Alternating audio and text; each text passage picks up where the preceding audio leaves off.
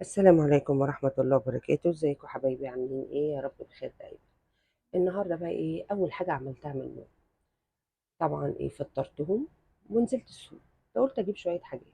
طيب رحت جبت ايه بقى؟ طبعا مش هطول عليكم، هقول باختصار شديد جدا يعني. طيب جبت بصي، ادي الحاجة اهي. جبت طماطم،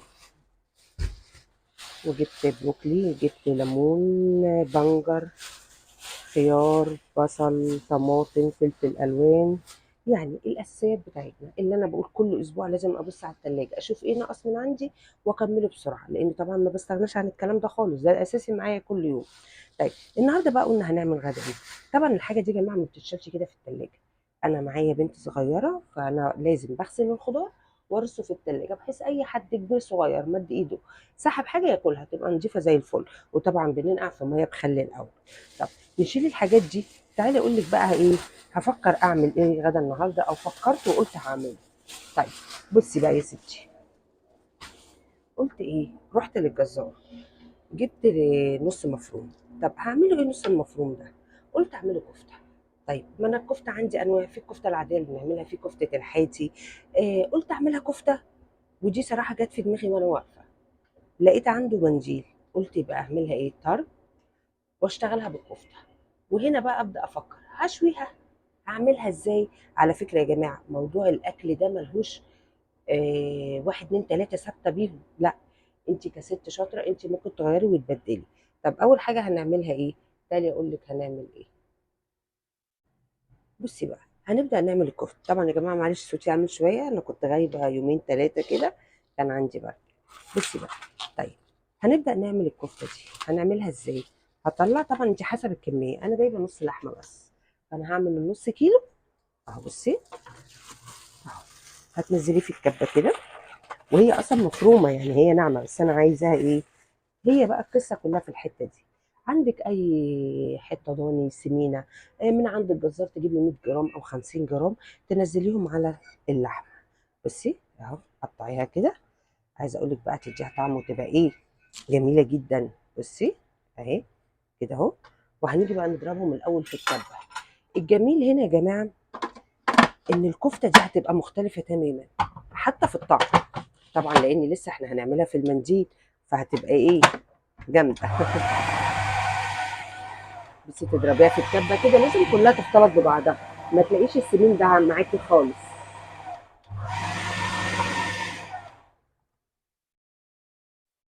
بصي كده، بصي بقت عامله ازاي اهي. بصي لازم كلها تلاقيها متجانسه اهي. بصي اهي، ما تلاقيش بصي اصل السمين كله ايه اتضرب في الكبه. ولسه، احنا لسه هنكمل، احنا كده لسه بنقول يا هادي.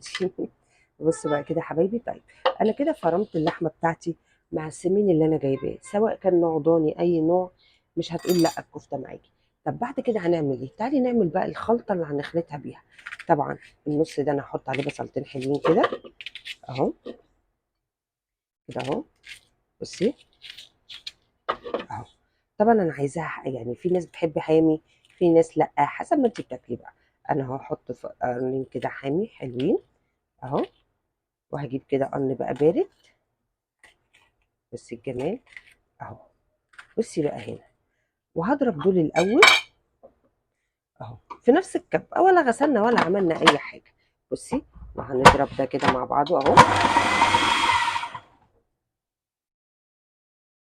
بصوا بقى، احنا كده ضربنا الخليط بتاعنا اهو. بصي اهو كده اهو. هتعملي في ايه؟ هجيبي اللحمه دي تاني واديها بقى وش كده مع البصل والفلفل. عايزه اقول لك بقى ايه، هتبقى بصي ريحه وطعم. ولسه مكملين. بصي بقى الجمال كده اهو. طب هنا بقى هبدا اقول ايه، هنا هبدا احط بهاراتي، لان خلاص انا كده هسيبها بقى في التتبيله شويه. طب بهاراتنا بقى عباره عن ايه؟ طبعا الملح بتاعي الاساسي اهو. طبعا حسب الكميه، كل واحد بيحط حسب كميته يا جماعه، وحسب طعم الاكل اللي هو بيحبه. يعني انا اعرف في ناس بتحب الاكل فيه سنه حادق، وده سبحان الله مزاج يعني. وفي ناس لا، وفي ناس عادي حسب ما انت عايزه. بصي بقى، والفلفل بتاعنا، بصي شويه فلفل. انت بقى، ده اللي انا بالنسبه كسوها واكلي انا في البيت، ده اللي انا هاكله. انت بقى عايزه تضيفي توم باودر، بصل باودر، بابريكا، اي نوع بهارات انت بتحبيه حطيه. لكن انا ما بحطش في الكفته دي اكتر من اللي انا حطيته قدامي. تعالي بقى نضربهم في الكف في الكفه في الكبه.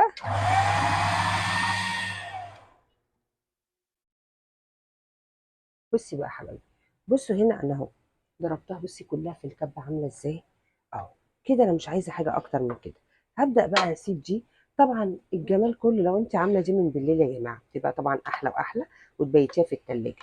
طب انا مش عاملاها من بالليل، عادي هسيبها بقى نصايه او حسب الوقت المتاح عندي، وايه، واعملها كده اهي. بصي، بصي هي بتبقى ما تحسيش كده انها بصي عامله زي المعجنه، ما تقوليش كده هي بايظه، انا عايزاها كده اصلا. وكده بقى ولا هتفك منك ولا اي حاجه. بصي،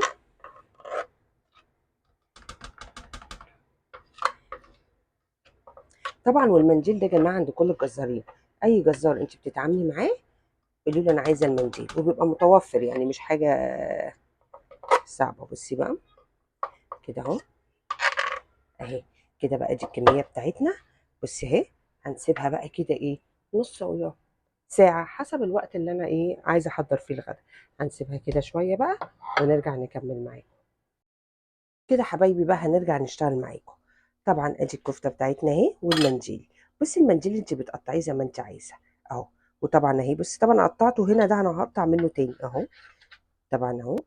بصي، عايزه اقول لك بقى من الحاجات اللي بتدي الاكل جميل جدا، يعني انا في الذبيح الحاجات دي عندي انا اساسيه. بصي عامله ازاي كده اهو. وبتروحي بقى المطاعم، مش المطاعم يعني، في محلات مش عايزين نذكر بالظبط مين، بتروحي تقولي طرب اوقات كمان ما والله ما بتلاقيها، يعني تبقي مستعجبه ليه، ليه مش موجوده. بصي بقى اهو كده هتجيبيها زي ورقه المحشي، عايزه تجيبيها بصي لفه عاديه خالص بايدك كده بصي ولا الهوا. بصي اهي زي صباع المحشي بالظبط. كده تبداي ترصي بقى الكميه بتاعتك، ولازم تصنفي. انا في اول الفيديو قلت لكم الاكل ده مش واحد زائد واحد يساوي اتنين، لا، على فكره انا ممكن اعمل اي حاجه يعني تخطر على بالي من باب ان انا اجربها، واجربها والاقيها جميله جدا. اه والله يعني انا عندي طريقه الشكشوكه اللي كنت بعملها دي، والله والله والله ما اعرفها من حد. انا عملتها من زمان قوي قوي قوي وانا بنت، وجربتها ولقيتها جميله.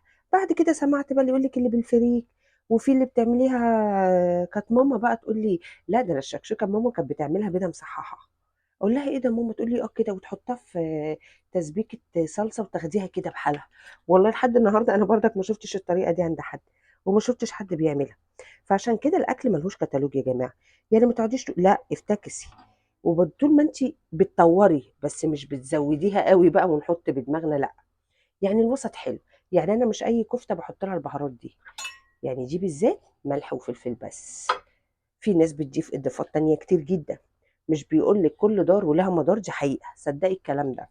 بصي بقى كده، على فكره الكفته بتاعتنا النص دي بيرمي، خلي بالك لما بتحطي البصل والفلفل. بصي كده اهو، اهي نبدا بقى نلف الكميه بتاعتنا يا حلاوه المنديل. وعلى فكره في ناس كتير قوي عند الجزار بتطلب المنديل ده، يعني ما تستغربيش، لا ده انا وانت واقفه بتلاقي ناس بتسال منديل. لا طب اعمل حسابنا يوم الذبيح الجاي، الاسبوع الجاي، يعني في عليه طلب، مش حاجه كده تقولي يا. على فكره بقى يا جماعه الناس بتوع الدايت يعني اتفرجي وما تعمليش وما تاكليش بصراحه، مش هنكدب على حد. اهي كده بصي، خديها بقى كده بالشكل اللي يعجبك اهي.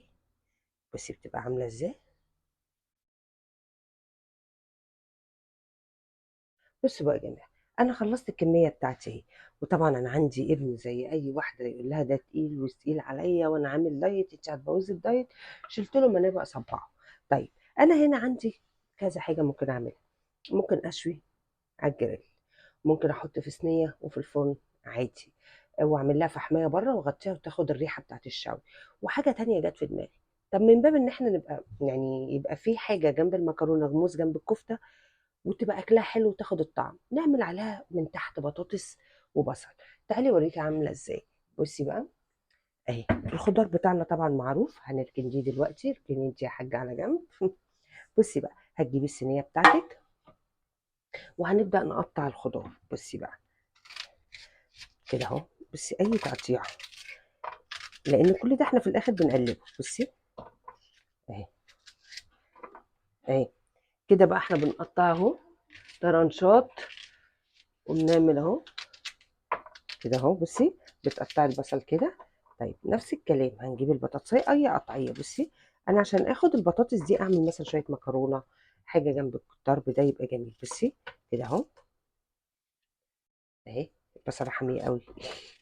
بصي كده يبقى احنا عملنا ايه؟ يبقى احنا في عندنا غموس على المكرونه يتحط. مش عايزه تعمليها اعمليها على صينيه عادي ودخلي الفرن وحطي فحمه بره، وتاخد الفحمه بس الريحه كده، حطيها في طبق في قلب الصينيه وحطي عليها نقطه زيت، هتدي ريحه للشوي كانك شويها. بصي بره على الفحم كده اهو، اهي. طيب كملي كده، طبعا حسب الكميه يا جماعه. طبعا وانا لازم يطلع لي واحد يقول لي لا ده تقيل عليا، انت هتبوظي لي الدايت. قلت له يا عم دايت ايه، هو مصمم دايت برضه. ماشي. هنجيب بقى الفلفل اللي انتوا عارفينه انا بحبه ده. على فكره الفلفل ده احنا جففناه قبل كده مع بعض، وكل ما ابقى جايبه كميه بعمله. هو ما بياخدش حتى في التجفيف وقت خالص، وسهل كده وجميل، وبقى ايه حاجه ايه من اللي احنا بنحبها. بصي كده اهو، ادي كده اهي. بصي اهي. طبعا الخضار ده يا جماعه انا غسلاه. بصي ده كده الصينيه بتاعتنا. طيب هنعمل ايه؟ عايزه تحطي قرن فلفل اخضر من باب ايه، يبقى صينيه كده ايه واو. بصي اهي. على فكره احنا هنحطها في الفرن هتبقى زي الشوي بالظبط، بس انا بطعم من تحت اكل، بحيث لو عندك يعني احنا مثلا احنا 5 افراد، نحط كده رشه ملح بحيث يبقى فيه ايه خضار على الاكل، او غموس حاجه تحط على المكرونه، ما يبقاش بس كده ايه صبع كفته ومكرونه. بنحاول ايه نعمل في السفرة شوية في الطبق اللي احنا بناكله، يبقى شكله كمان مع الطعم الشكل. بصي كده اهي. كده ادي الخضار بتاعنا، بس الصينية بتاعتنا. طبعا البصل اهو، بصي السلايس، انت عايزة تحليه بايدك حليه مش قصة، عايزة تسيبيه سيبيه برضه، كل ده بياخد طعم في الاخر، طعم واحد. بصي بقى اهو. طب كده هنعمل ايه؟ بصي بقى هنجيب كده الجميل بتاعنا ده بقى اللي احنا قعدنا عملناه. بصي اهي. ليه بعمل على بطاطس؟ عشان البطاطس دي ما بيختلفش عليها اي حاجه، مفيش حد ما بياكلش البطاطس، وفي نفس الوقت بيبقى بالنسبه للخضار هي غليت بس تعتبر من الاسعار اللي تقدر اي يعني اي طبقه تجيبها. اهي كده اهو. هنرص كده الكميه بتاعتنا. بصي على فكره يا جماعه نص اللحمه اما بتعمليه كده بيرمي، ما تقوليش لا احنا ياما النص لا، ايه اهو، مية مية اهو. افردي فكت اهي كده اهو، حطيها هنا اهي اهو. كل ده هتلاقيه ايه بصي بقى مية مية، هيسلي كده ويبقى طعمه جميل. طب ادي كده نحط هنا. طيب ما انا ببني بقى الحلو ده. بصي اهو، اعصره له كده، الفه له كده اهو. استني بقى نوسع له مكان. شفتي بقى انت لما تحطي كده يبقى عندك كميه، لو انتوا عدد تشبعكم، مش تبقي جايبه نص وحاطه لي بصلايه واحده وصغيره وما ترميش معاكي، لا. اهي بصي كده اهو. وعلى فكره يا جماعه الصينيه دي ما كانش مترتب لها خالص. اه والله انا قلت هشويها في صينيه في الفرن وخلاص، بس انا فكرت كده طب انا هعمل شويه مكرونه، هعمل جنب المكرونه ايه، طبق طحينه وخلاص؟ لا. استني هفضل حته لحمه كده احطها على دي اهي كده اهو. خلاص كده بقى بصوا صينيه دي بقى اللي نقول عليها ايه، حبه دايت وحبه مش دايت. طبعا اللي مش دايت اللي هي الكفته اللي احنا عملناها دي كده. وعلى فكره حتى الدهون اللي جوه الكفته دي دهون صحيه، يعني ما اعتقدش ان هي مؤذيه في حاجه. فاحنا كده شكل الصينيه بتاعتنا. بصي بقى الجمال. هنبدا ندخلها الفرن واوريها لكم، ولما تطلع على فكره هجينك اكتر وهعمل بردك فحم هوريكي ازاي. تعالي نشوف. بصي بقى احنا كده حطينا الكفته بتاعتنا في الفرن. طبعا قبل ما احطها في الفرن مليت نص كوبايه ميه بس، هو كده كده هينزل الخضار بتاعنا، هينزل الميه وهينزل السوائل اللي فيه والدهون اللي في الكفته طبعا هتنزل، فهيستوي كله في قلب بعض. بس انا حطيت نص كوبايه ميه بس. طب تعالي بقى نعمل. طبعا الكفته دي بتحتاجي تاكلي ايه؟ طحينه. هي طبق مكرونه، طبق طحينه، طبق سلطه، حسب ما انت عايزه. فانا قلت هعمل معاكم الطحينه. الطحينه بصي، انا جبت معلقه طحينه حلوه كده، وهكون مشغله الكاتل على ميه سخنه كده اهو، واقعد بقى ايه، اخليها تفك. بصي هي مع الميه السخنه اصلا الطحينه هتفك معاكي خالص. بصي كده اهو، اهي اهي اهي كده اهو، هنفكها خالص اهي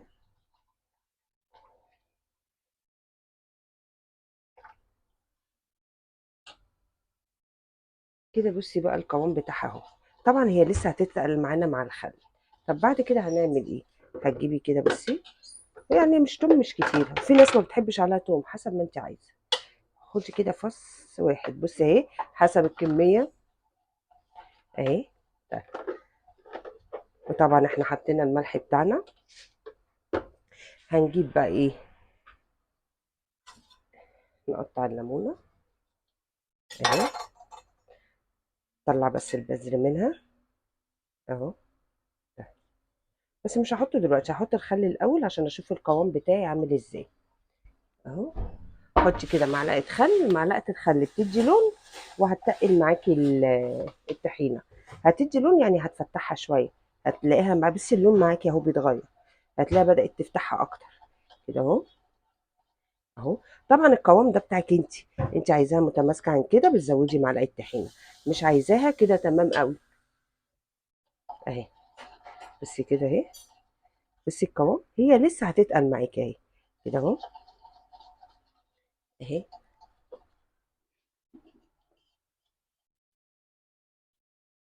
كده هي فكت خالص. بصي وكده حطينا بقى كل حاجه اهي. بصي بتتقل معايا اهي، انت هتحسي بحركه الدائريه دي المعلقه معاكي بتتقل شويه اهي، هتتقل معاكي. طيب هننزل كده بعصره ليمون، احنا طبعا طلعنا البذر منها اهي. ادي كده عصره الليمون اهو.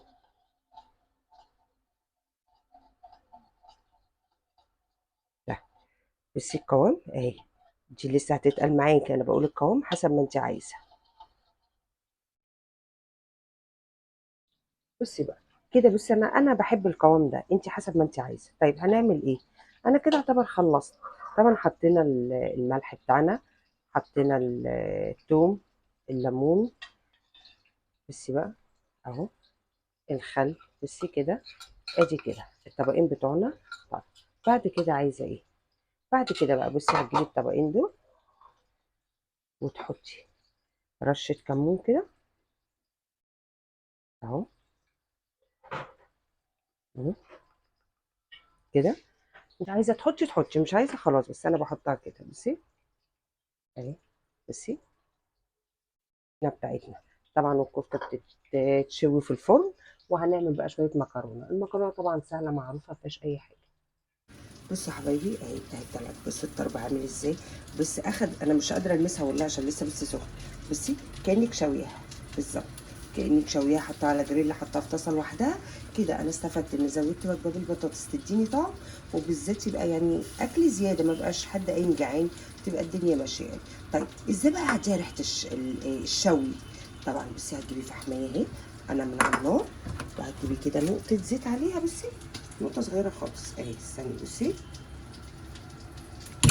ريحه الشوي دي، شايفه بقى الدخان دي؟ اروح انا عامله كده وجايبه ايه، بس الغطا ده كله اروح واخده ريحه الشوي. بصي عايزه اقول لك طبعا الريحه دي بتبقى خرافه. بصي كمان طبعا انا هعمل جنب دي مكرونه والطحينه اهي، فمستنيه بس اعمل مكرونه واصوركم التقديم النهائي ليها. وبكده يا جماعه احنا وصلنا لنهايه الفيديو. بصي ادي الصينيه بتاعتنا، على فكره هي ناقصه يعني، ولادي لقطوا منها ما قبل عملت المكرونه. طبعا عملت طبق سلطه، عملت مكرونه، عملنا الطحينه مع بعض. المكرونه طبعا انا ما صورتهاش، هي مش محتاجه تصوير، ما فيهاش اي اضافه. كده بقى دي اكلنا النهارده، ودي الوجبه بتاعتنا.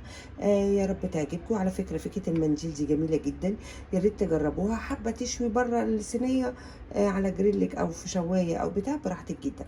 بس انا حبيت ان انا ابقى مزوده الكميه بحيث ما حدش يبقى جعان.